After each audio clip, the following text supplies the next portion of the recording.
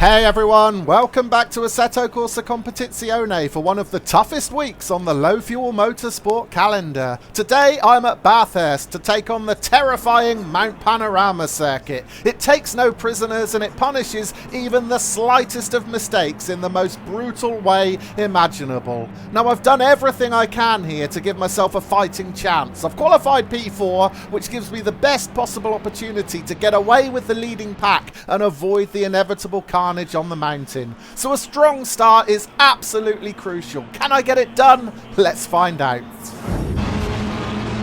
Here we go then, the lights are green, we're underway at Bathurst. Am I looking forward to this one? Well, it's 50% excitement, 50% dread. Into turn one, there's a white Porsche in the rear view mirror, getting it all wrong on the inside. That is going to cause mayhem at turn one. Thankfully though, I've managed to emerge from that first corner unscathed, and it looks like I'm still in fourth position. I'll get a better view of the cars in front as we come up over the brow of the hill. Yeah, 1, 2, 3 cars in front, so that is me maintaining my starting position of fourth. Into Griffin's Bend for the first time, and there is no change at the top. The pole sitter Reinhold van Trudingen leading the way, Justin Hoffman in second, Bershi Leitner third, me in fourth. And a quick glance in the mirror shows the McLaren of Nick Tower right behind in fifth, and we've got Darren Robichaud in the Bentley in sixth.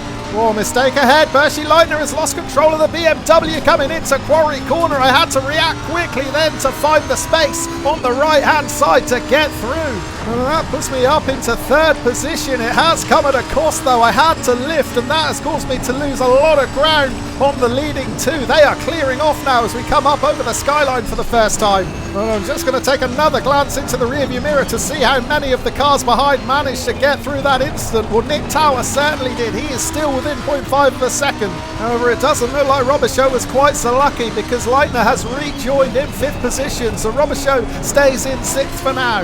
But yeah, look at that gap to the two cars ahead. 2.7 seconds to Hoffman in second position, and more than 3.5 seconds to Van Trudingen in the lead. Well, let's go back and take another look at the start. In particular, pay close attention to the white Porsche in P5. That's Ruben Barcia, and he is going to get properly clobbered by the Nissan behind him. Ramiro Dominguez too late on the brakes and runs right into the rear of Barcia. Well, I said at the time it was going to cause mayhem, and it did just that. Right, we're on board with Dominguez. There's that contact running right into the rear of the Porsche. Barcia's got no way of controlling that after such a big hit, and we can see there the extent of the devastation that that bump caused. Meanwhile, here are the leaders coming out of the cutting up through Quarry Corner, and Bershi Leitner is going to lose the rear of the BMW, sending him into the barrier and promoting me up into P3. And third is where I stayed for the first half of this race. We're now rejoining the live action exactly at the halfway point, and you'll see from the leaderboard that I have got no answer at all to the two drivers in front of me. Hoffman in second is now nearly 4 seconds ahead, while the race leader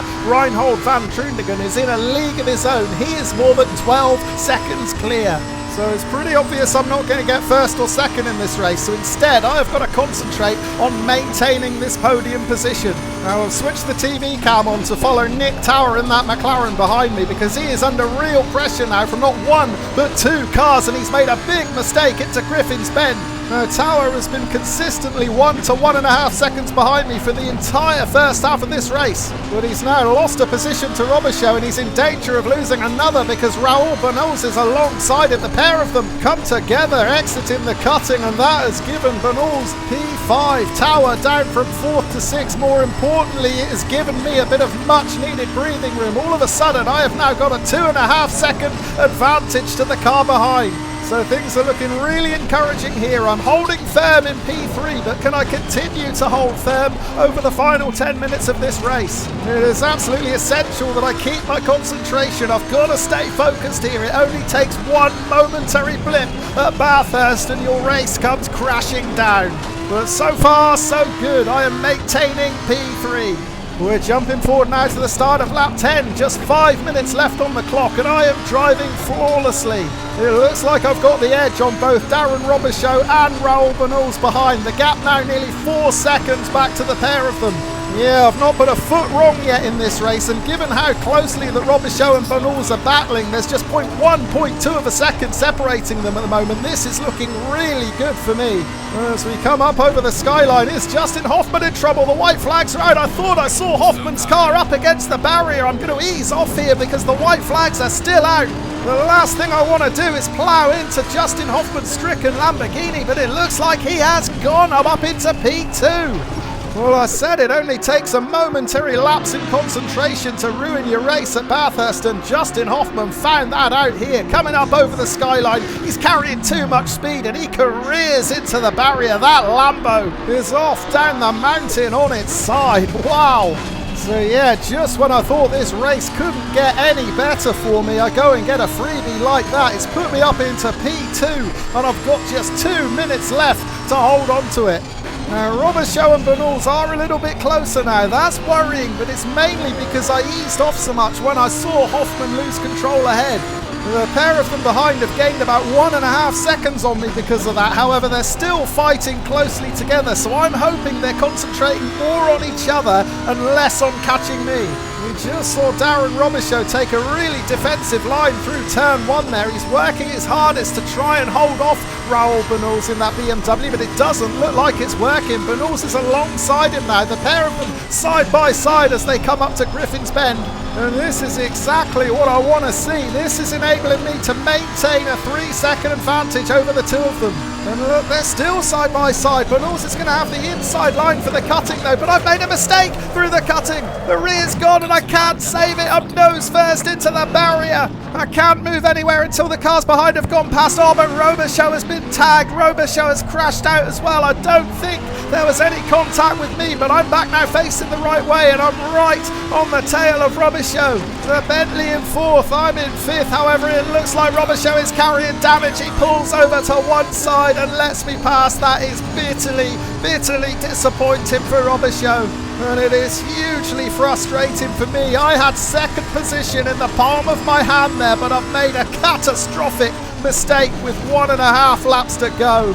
I was just carrying a touch too much speed into the cutting and I paid dearly for it. I mean, the only positive to come out of it is that I've managed to get back going in 4th position, so I am actually maintaining my starting place. But yeah, this was a terrible, terrible mistake. You can see I'm visibly too fast into the cutting. It may have helped me actually if I'd hit the barrier on the outside to stabilise me. But as it was, staying still was the only thing I could do. Unfortunately, Benoist had to move over to avoid me and he drove right into Robichaud.